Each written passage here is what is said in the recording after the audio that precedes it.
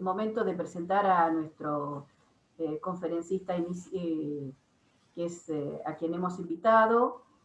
Fernando Barrio es un amigo de la Universidad Nacional del Sur y generosamente se presta a nuestros requerimientos. Así que, bueno, Fernando Barrio, ¿qué tal? Hola, ¿cómo estás, Fernando? Hola, Corina, ¿cómo estás? Hola a todo el mundo.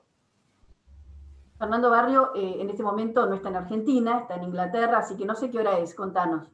Acá son 4:20 de la tarde, está por empezar a anochecer.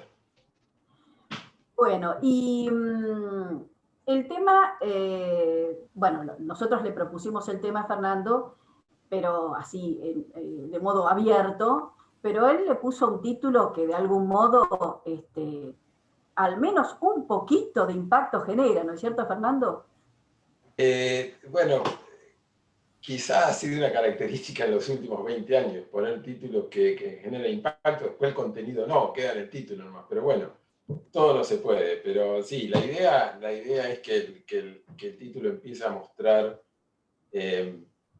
parte de lo que uno quiere decir y sobre todo que vislumbre una forma de conclusión. Entonces, bueno, voy a empezar hablando de eso cuando quieras y explicar cada línea del título y por qué dice lo que dice y no dice otra cosa. Y decimos el título entonces. El título es El Día de la Marmota Digital, la inteligencia artificial y la vuelta al fundamentalismo de la autorregulación. Te escuchamos, Fernando.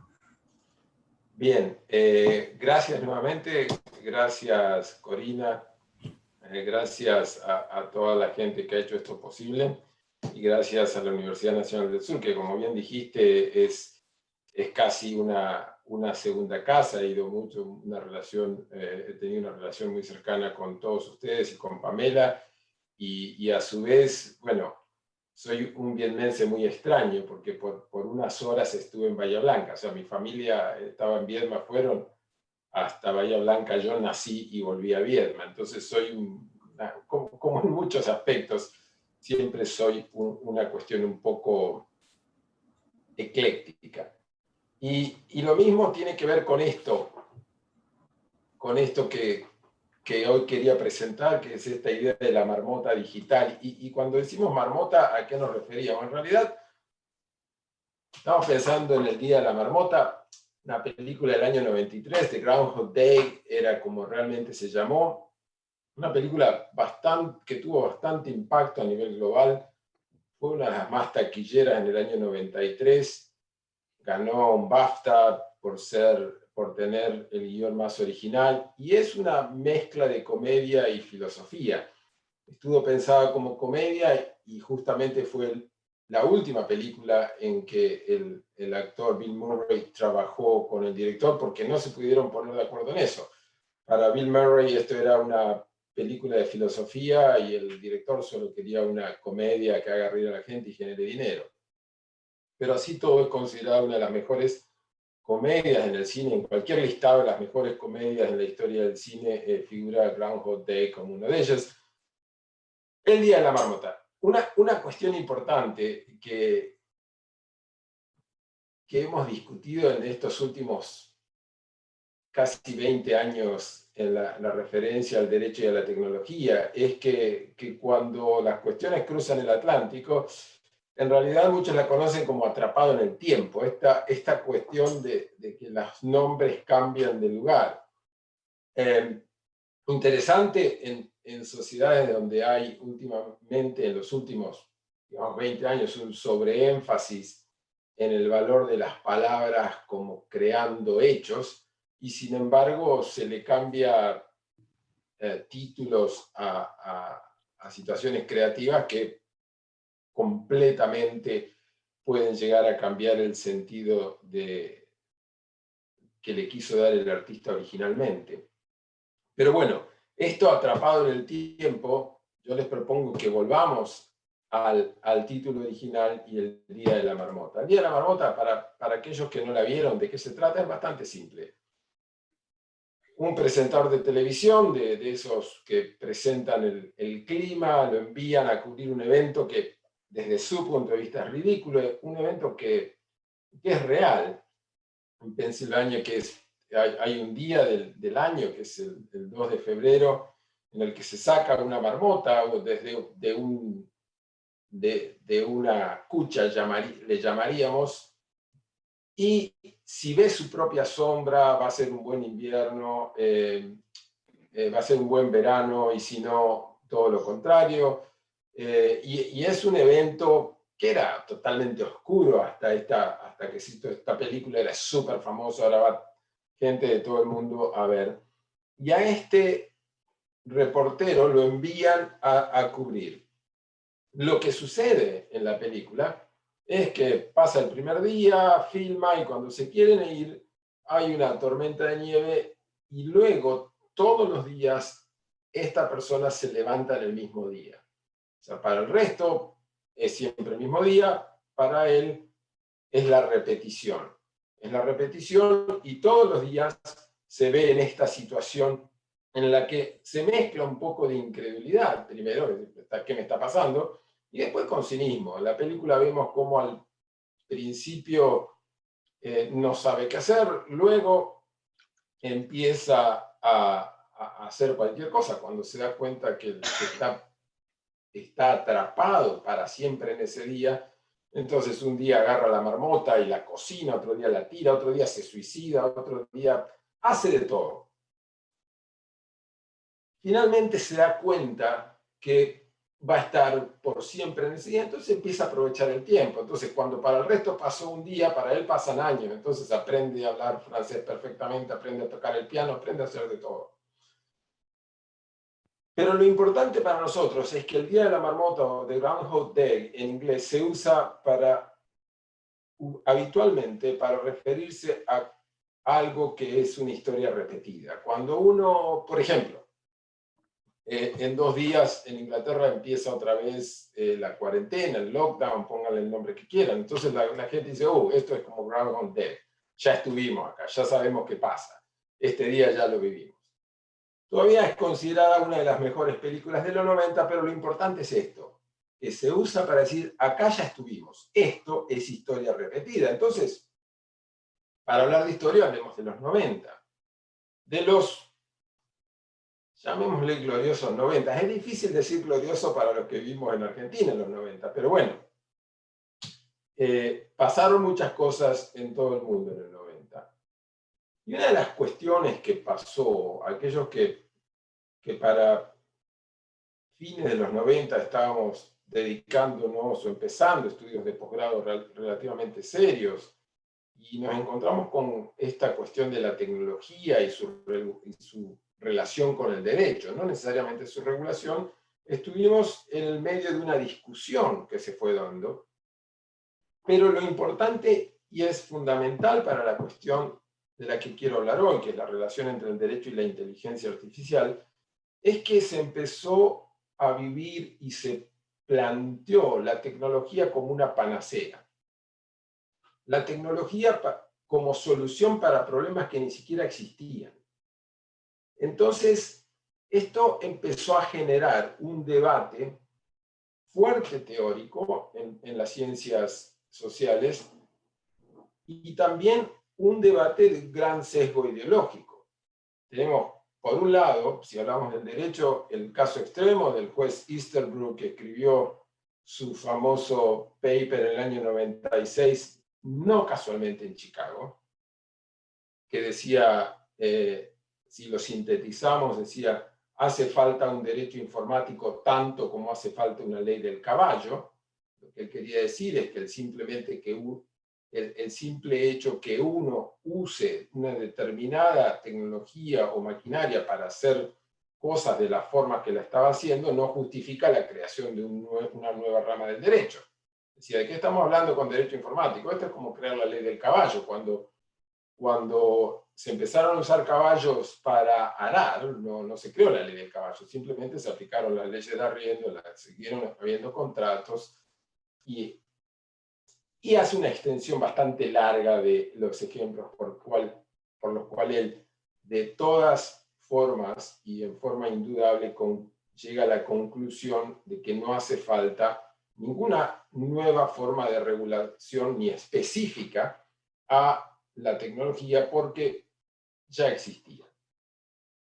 A esto le contesta Lawrence Lessig, profesor en ese momento, en realidad de Chicago se fue a Harvard, en ese momento estaba en Harvard, y con un famoso artículo del Harvard Law Review, donde habla el ciberespacio y la ley del caballo, en el que habla qué cosas podría tratar esta nueva rama del derecho. En realidad le está hablando de esta nueva materia, lo está pensando desde el punto de vista de la universidad, y qué temas no entrarían dentro de una llamada ley del caballo, por lo cual sería necesario esta nueva forma.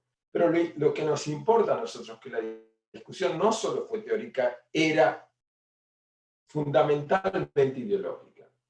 Estábamos entre Chicago, con sus teorías de no regulación, del libre mercado al extremo, y otras formas, pongamos, sin ser un devoto de ciertas ideas que salen del este norteamericano, digamos, algo intermedio, que era lo que planteaba Larry Lessig, sobre la necesidad de que el derecho tenga algo que decir en estas nuevas relaciones tecnológicas.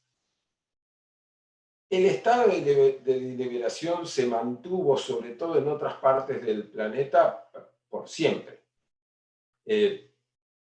Algunos de ustedes conocen, allá por el 2008, dentro de un grupo que se dedicaba al estudio del derecho y la tecnología, había muchas discusiones y luego hice una encuesta que terminó en un artículo en el cual explicaba por qué hacía falta la existencia de tal derecho. Pero lo que nos importa no es desde el punto de vista teórico o desde el punto de vista de la creación de una materia, sino lo que nos importa es si hace falta o no tener una regulación específica a cierto tipo de tecnologías. Y la respuesta, desde mi punto de vista, que no tienen que acordar necesariamente, fue lamentablemente, y ese es mi punto de vista, se optó por la autorregulación. Parte de las ideas con esto de la necesidad de dejar que la tecnología se autorregule, que tuvo, como dijimos, una gran carga ideológica y tuvo un impacto y una visión sobre cómo es o debe ser el derecho, está subyacente lo que yo llamo el fundamentalismo tecnológico, esta creencia que la tecnología representa un bien tan superior que de ninguna forma hay que tomar alguna medida que coarte su desarrollo.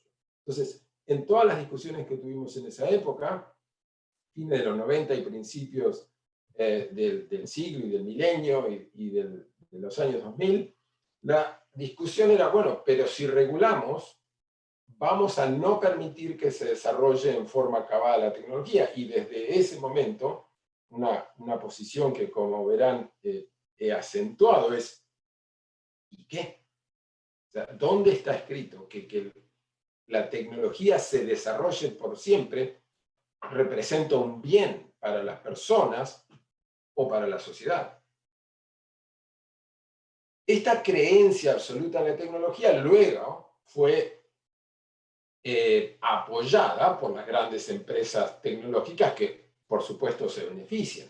Tanto es así que todavía tenemos y pululan por el éter, tanto en inglés como en español, organizaciones que son ONGs, que reciben financiamiento casualmente como donaciones de las grandes empresas y que en forma extrema representan los intereses de la empresa cada vez que hay un intento de regular su tecnología. Cada vez que uno dice, bueno, veamos qué están haciendo, por ejemplo, las plataformas sociales con la tecnología o con los contenidos, con cierto tipo de contenido. Y automáticamente aparecen todas estas ONG que son defensoras acérrimas de la libertad de expresión. Uno nunca las ve a esas ONG cuando uno le ha tocado estar discutiendo con con gobiernos de lugares dictatoriales, no siempre, pero cada vez que hay un intento de regulación de las plataformas, automáticamente salen las banderas.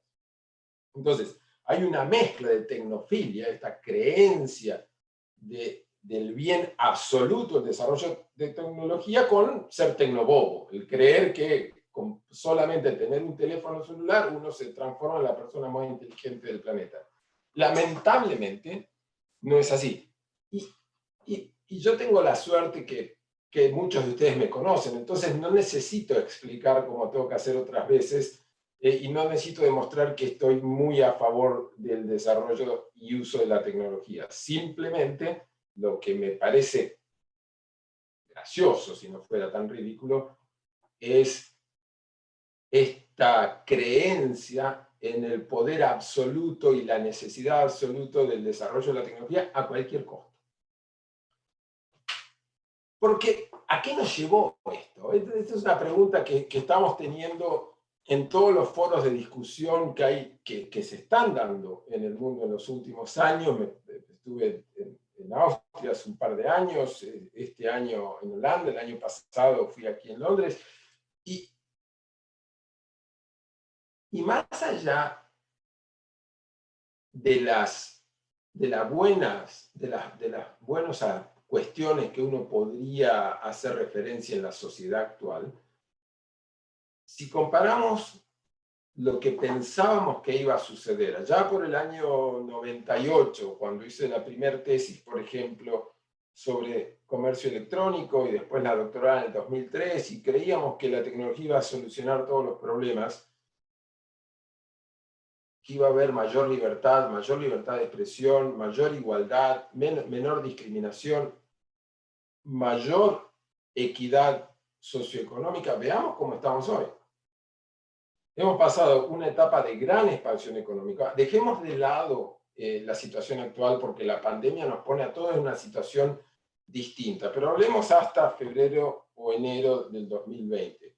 Pasamos por una etapa de gran expansión económica, pero al mismo tiempo una disparidad de ingresos como no conocimos antes en la historia.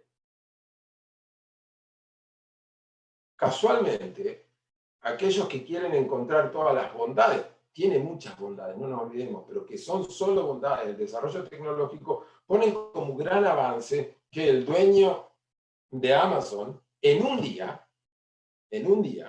aumentó sus ingresos lo mismo que la mitad de todos los habitantes de África. Entonces, si realmente es el tipo de sociedad que queremos, bueno, cerremos esto y dediquémonos a otra cosa. No es la que yo quiero. O sea, cada uno tiene la visión ideológica que quiera. Entonces, lo que sucedió en esto, y somos todos responsables, muchos de ustedes no, todavía no habían empezado, pero somos responsables los que ya 20 y tantos años atrás dijimos, no toquen la tecnología porque nos va a dar una sociedad mejor. Pero también nos impacta, porque nos estamos encontrando que allá hasta los derechos son relativos. Como todo se es relativo, está en algunas sociedades esta idea que todo es opinable, que todo es sujeto a interpretación, y hay sociedades donde esto ha pegado de una forma muy fuerte. Entonces, bueno, es una cuestión de interpretación. Entonces yo he tomado un nuevo método que me ha dado resultado, porque es muy difícil decir esto es así, yo lo entiendo. Pero cuando alguien, no importa lo que uno diga, me dice que es sujeto a opinión, automáticamente llama a la ambulancia.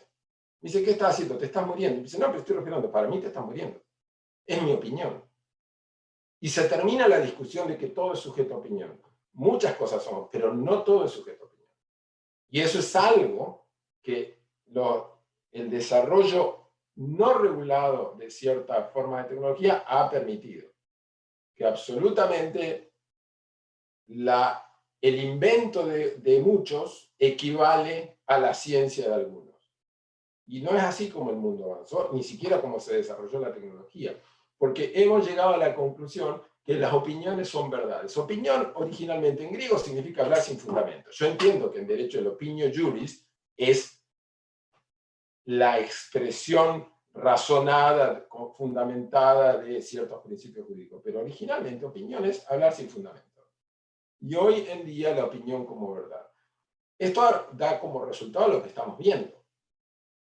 Gente que no tiene nada que ver, más allá de los que viajamos o viajamos antes de la pandemia, seguido a Estados Unidos, pero no tenemos ni queremos tener nada que ver con Estados Unidos, estamos pendientes de una elección en la que no debería importarnos, porque nuestros problemas son distintos a los que tiene Estados Unidos. Sin embargo, es importante. ¿Por qué?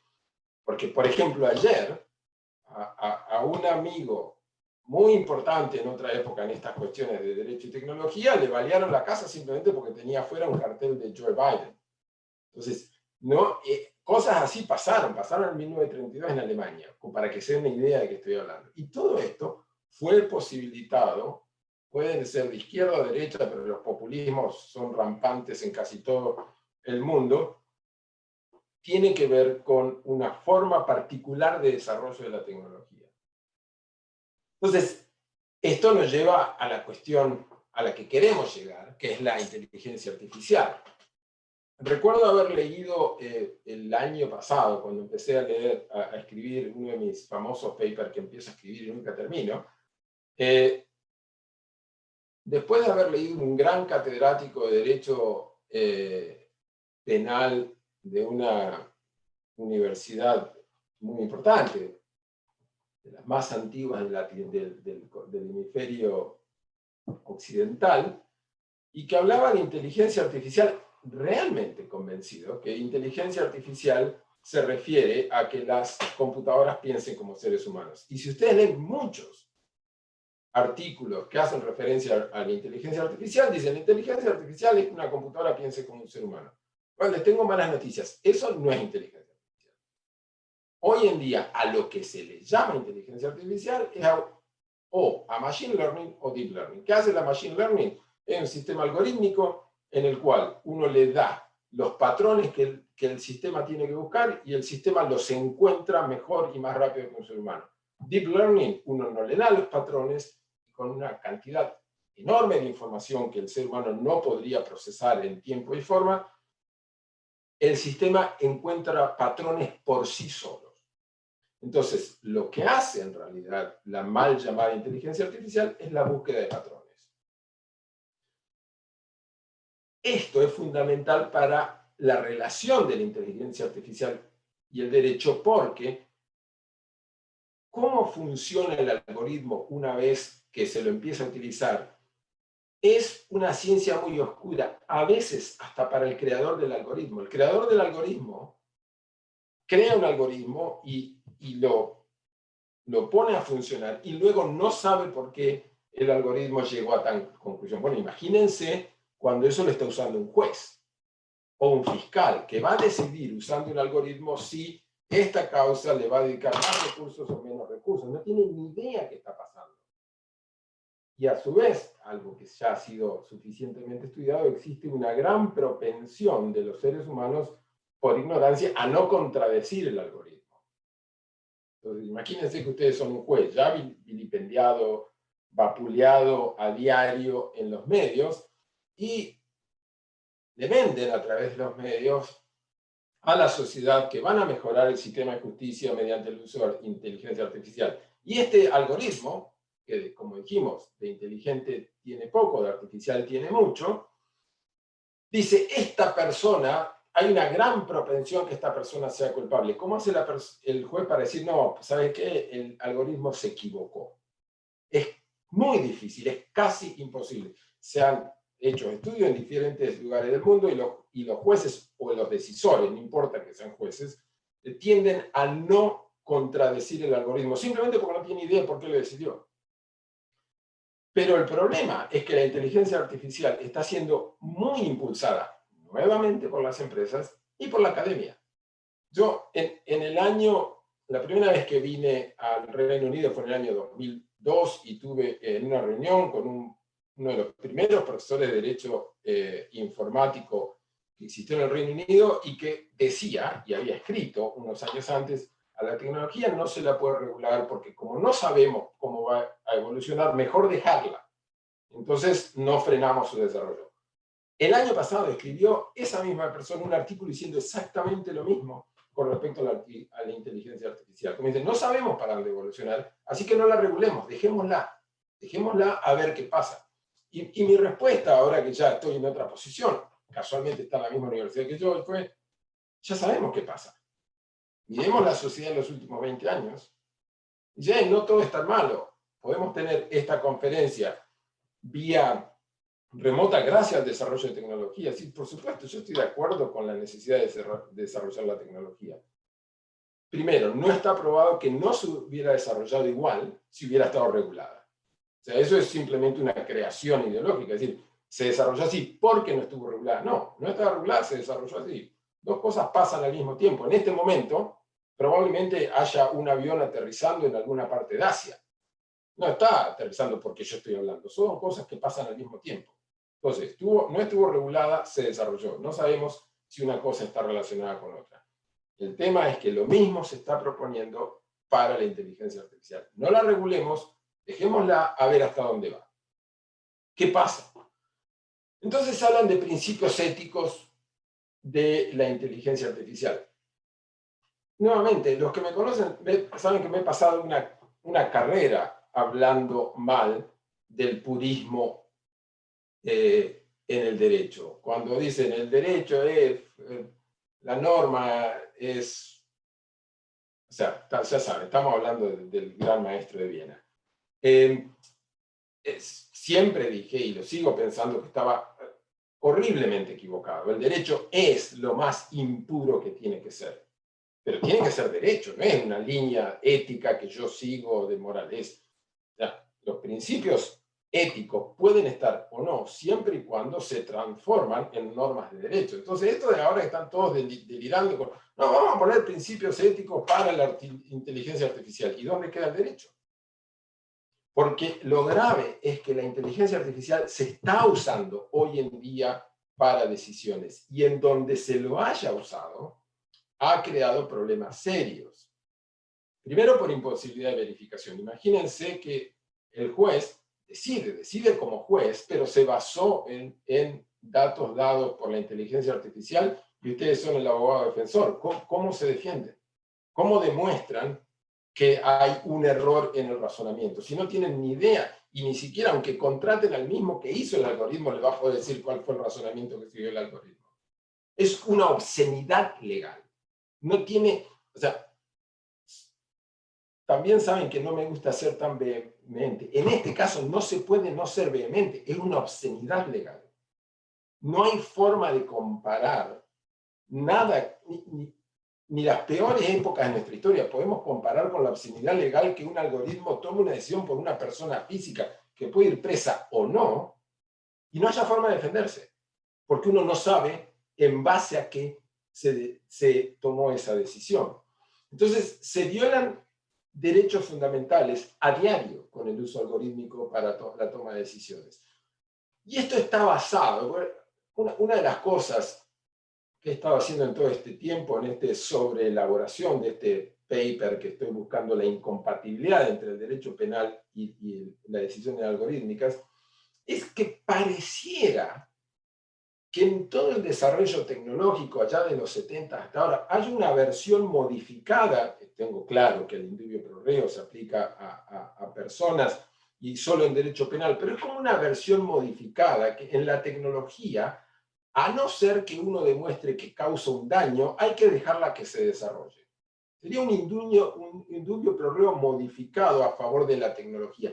Y eso es donde me parece el día de la marmota, porque ya estuvimos acá. Y ya sabemos lo que pasa. Entonces, lo que puede pasar, si seguimos así, es llegar a una distopía inteligente. Con gran orgullo se dice, gracias a la inteligencia artificial, todos estos trabajadores van a ser reemplazados por máquinas. Y uno pregunta, ¿y para qué? O sea, ¿cuál es el objetivo? Uno puede entender, y entiendo que no está muy de moda ideológicamente, pero uno tiene que entender que hay ciertas circunstancias en que para que la empresa sobreviva hay que hacer un ajuste. Uno eso lo entiende.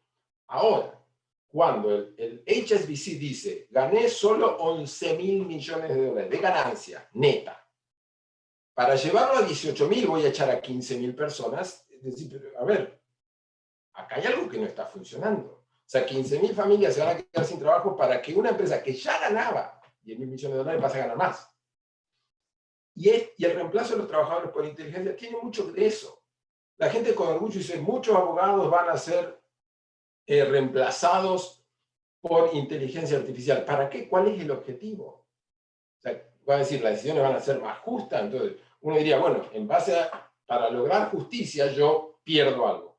Pero no hay nada de eso. Es simplemente que alguien va a ganar mucho más. Y eso está impulsado muy fuertemente por la academia. Ustedes cada vez que pongan inteligencia artificial le van a poner ahí MIT. Entonces uno les pregunta, y se lo he preguntado a la gente del MIT, se molesta mucho, si la inteligencia artificial es tan buena para detectar cosas, ¿cómo no detectaron que el que le estaba dando más dinero para este laboratorio era un violador de menores? Ah, ahí cambian de tema.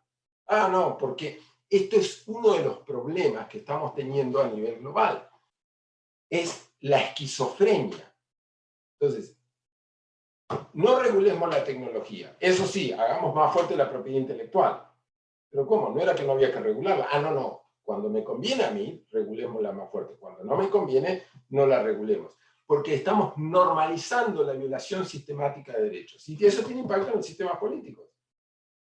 Yo ahora me mudé hace muy poco. Estoy en un lugar donde la gente masivamente votó para salir de la Unión Europea. Es uno de los lugares que va a estar más afectado. Pero a través del sistema de inteligencia artificial se detectó, porque no estaba regulado, cómo lograr que la gente cambie de parecer y tome decisiones altamente irracionales que la perjudican. Miren lo que está pasando en Estados Unidos, miren lo que está pasando a nivel global. No necesito contarles, estén donde estén. Entonces, ¿cuál sería la opción de regular? Yo hace tiempo estoy diciendo que con la regulación de la tecnología hay que usar el principio precautorio. Hay que decir, porque el impacto que pueden tener estas tecnologías en la sociedad es enorme, y ya lo hemos comprobado, es más teórico, debemos permitir el desarrollo y fomentar el desarrollo cuando esté demostrado que no va a causar un daño mayor del beneficio que va a causar. Dice, pero eso frenaría muchos desarrollos tecnológicos. Sí, exactamente. Por ejemplo, solo para dar un ejemplo de tecnologías que están prohibidas, uno no puede patentar un método de tortura. Por ejemplo. Está diciendo que me terminó el tiempo. Entonces, lo peligroso no es la inteligencia artificial, sino la inteligencia artificial no regulada. La inteligencia artificial puede y debe ser usada para hacer análisis, pero tiene que estar alejada de la toma de decisiones. Por ejemplo, en el derecho penal, y parte, como decía, este paper que estoy escribiendo eternamente, que tiene relación con, originalmente se llamaba la incompatibilidad entre la inteligencia artificial y el derecho penal. Bueno, en realidad no es incompatible. Es incompatible para la etapa decisoria, pero para la política criminal es fundamental. ¿Cómo funciona la inteligencia artificial? Y con esto ya voy a ir terminando. Acuérdense que la inteligencia artificial busca patrones. Entonces, realmente va a encontrar que gente que tiene determinado nivel de ingresos, que viene de determinadas zonas, como patrón, probabilísticamente, uno diría, bueno, entonces tiene mayor propensión a cometer delitos. En Estados Unidos eso tiene que ver también con el color de la piel. El problema serio es que hoy en día se toman decisiones basando en eso, y por lo tanto la gente que viene de ciertos lugares, cierto nivel de ingreso, cierto nivel cultural, ve afectados sus derechos en una forma proporcionalmente mayor que aquellos que tienen mayores ingresos, mayor educación. Entonces, la inteligencia artificial hay que seguir usándola. La diferencia es que hay que usarla para demostrar justamente eso. Que esa persona en particular, porque cada persona es individual, por lo tanto, si hubiéramos tenido inteligencia artificial, Obama no hubiera sido presidente. Porque todos, si uno hacía un parámetro, le hubiera dado otra cosa, no que podía ser graduado de Harvard, senador de Illinois y luego presidente de los Estados Unidos. Por el color de su piel, por la mezcla, por dónde había nacido, por muchos motivos, no debería.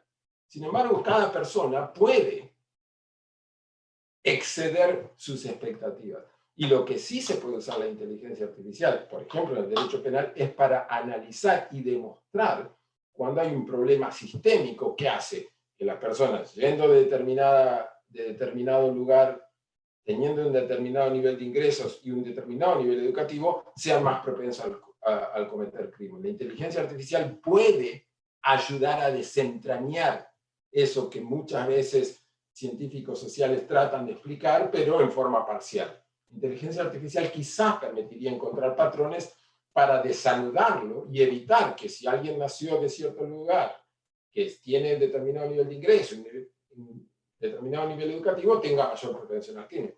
Pero nunca, jamás, eso puede ser usado para tomar una decisión que afecte a un ser humano. Y es por eso que hace falta tener la inteligencia artificial regulada de tal forma que se entienda que es el medio que se puede utilizar para lograr mejores decisiones, pero nunca la que toma la decisión. Porque, como ya lo dije en varias presentaciones, y lo dijeron mejor este grupo platense disuelto hace años, que fui a ver hace siglos en Cemento, el futuro llegó y hace rato. Gracias.